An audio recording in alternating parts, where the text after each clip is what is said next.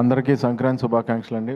ఇక్కడికి వచ్చిన వాళ్ళందరికీ కూడా ఈ సినిమాని ఇంత బాగా ఆదరించిన ప్రతి ప్రేక్షకుడికి అందరికీ కూడా చాలా చాలా చాలా థ్యాంక్స్ అండి. ఎందుకంటే ఇది నాకు కొంచెం స్పెషల్, నాకైతే స్పెషల్ సంక్రాంతి. ఎందుకంటే ఈ సంక్రాంతికి నేను నలుగురిని నవ్వించే అవకాశం నాకు వచ్చింది ఈ సినిమాలోనేనండి. నిజంగా నాకు very happy Sankranti. Thank you తమ్ముడు. కిషోర్ని నేను ఎప్పుడు ఇంతకుముందు చిత్రలహరి అయ్యి చేసేటప్పుడు కిషోర్ని అంటూ ఉండేవాడిని, రియల్ లైఫ్లో చాలా స్పాంటేనియస్. తనను కలిస్తే అరగంట మాట్లాడామంటే మనం ఆల్మోస్ట్ అరగంట కూడా నవ్వుతూనే ఉంటాం. అంత నీట్గా ప్రజెన్స్ ఆఫ్ మైండ్ ఉంటుంది. వేసే డైలాగులన్నీ కూడా మన అంత నీట్గానే ఎంటర్టైన్ చేస్తాయి. ఎక్కడ ఎవరిని హర్ట్ చేసేలా ఉండవు ఏమి. నాకు చాలా ఇష్టం తిన కామెడీ ఎందులో పెడతాడని. అలాగే ఇంకా రవి గారిది నాది అంటే చాలా కాలం నుంచి ఫ్రెండ్షిప్ అండి. The most original frank human being నేను చూసింది రవితేజ్ గారిని. రవితేజ్ గారికి ఒక విషయంలో చాలా పుణ్యం ఉంటుందండి. ఎందుకంటే అది ఆయన టైం ఆయన వేస్ట్ చేసుకోకపోవడంతో పాటు మన టైం ఆయన వేస్ట్ చేయరు. అది నాకు బాగా నచ్చింది.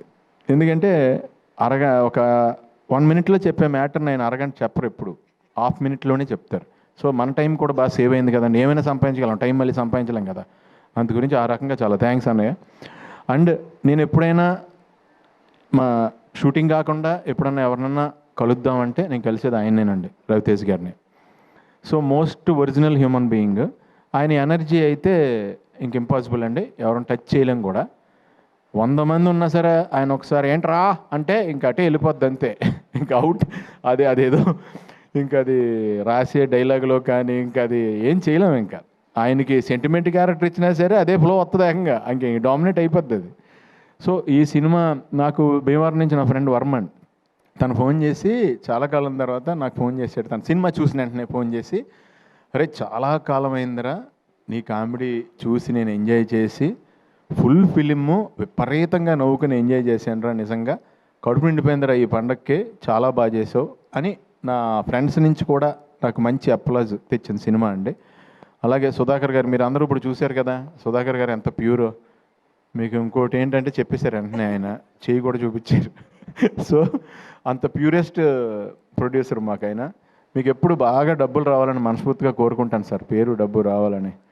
అలాగే అనయ్య, మీరు అంటే ఇప్పుడు ఇందాక నేను ఇక్కడ కనపడినప్పుడు, ఇక్కడ కెమెరా నా మీదకి వచ్చినప్పుడు ఇక్కడ కనపడినప్పుడు నన్ను చూసుకుని నాకు అర్థమైందండి, మీరు సినిమాలో నాకు ఎంత బాగా లైటింగ్ చేశారో.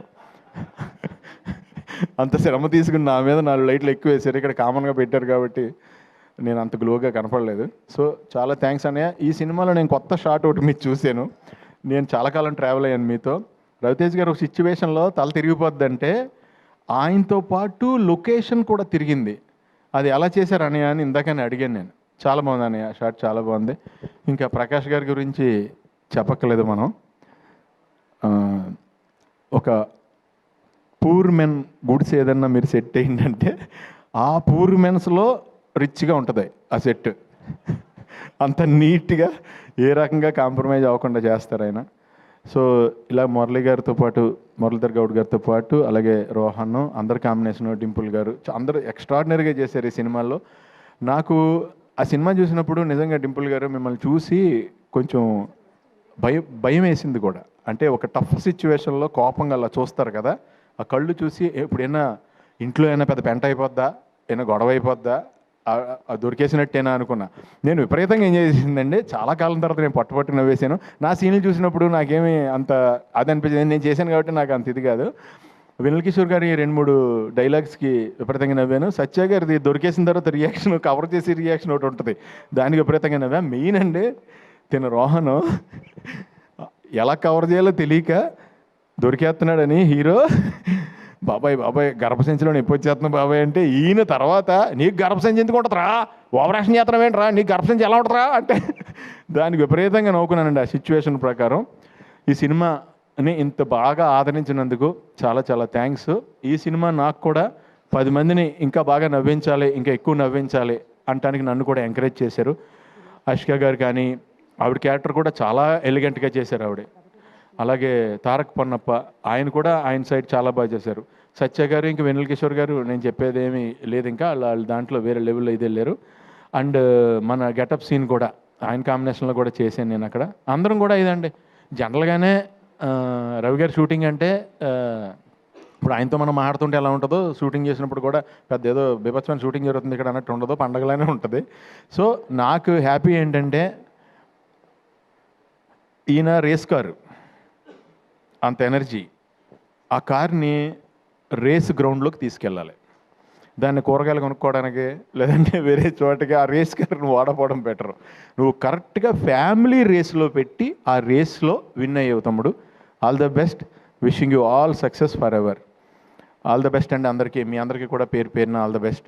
ఎవరైనా మర్చిపోయి ఉంటే నన్ను క్షమించండి. Thank you so much. Thank you Sunil గారు. స్టేజ్ మీదే ఉండవలసిందిగా రిక్వెస్ట్ చేస్తున్నాం అండి. మరి ఇంతకుముందు కింద మిస్ అయిపోయింది ఆ క్వశ్చన్. మరి అందరూ మమ్మల్ని అడిగావు, సునీల్ గారిని అడగకపోతే ఎలా అంటున్నారు. మరి మీకు కూడా అంతర్ముఖ శత్రువు ఉంటుంది కదా, ఏ విషయంలో టెంప్ట్ చేస్తుంది మిమ్మల్ని బాగా?